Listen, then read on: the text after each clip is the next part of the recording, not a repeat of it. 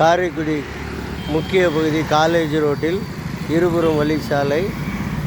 அதில் நம்ம income tax அருகில்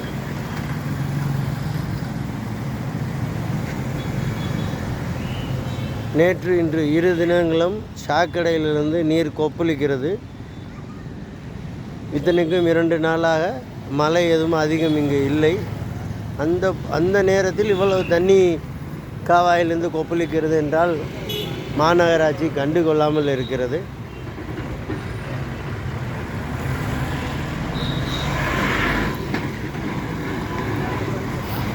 இதிலிருந்து ஒரு 200 அடி தூரத்தில் இன்னொரு இடத்துலையும் கொப்பளிச்சுக்கிட்டு இருக்கு. அங்கேயும் தண்ணி வந்துக்கிட்டு இருக்கு.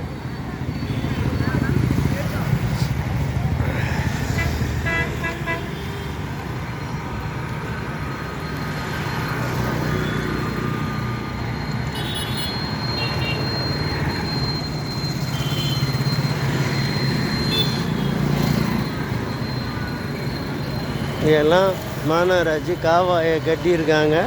அதுக்கு மேலே மூடாமலே இப்படியே நிற்கிது. இந்த பகுதியும் உள்ள இதில் தண்ணியும் ஓடலை. இதில் தான் அந்த கொப்பளிக்கிற தண்ணி இறங்கிக்கிட்டு இருக்கு. தண்ணி ஓடுற மாதிரியே தெரியலை.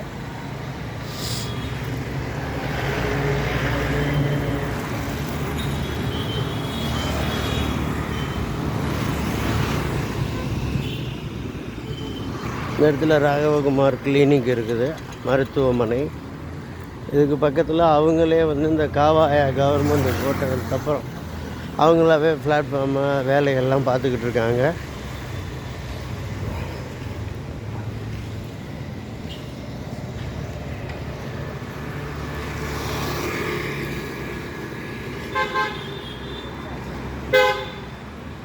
இந்த வேலை பார்க்குறவங்க தான் தண்ணி ரோட்டுக்கு போயிடக்கூடாதுன்னு அங்கேருந்து ஒரு 200 அடி தூரம் இருக்கும். இது இங்கேருந்து பாருங்கள், காவாயிலேருந்து கண்ணா பின்னான்னு கொப்பளிக்குது தண்ணி.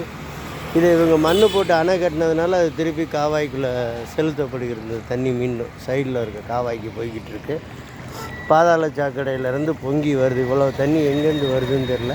இதை மாநகராட்சி கண்டுகொள்ளாமல் இருக்குது. 2 நாளாக இந்த வேலை நடந்து கொண்டு இருக்கிறது. விரைவில் மாநகராட்சி இதனை சீர் செய்ய வேண்டும்.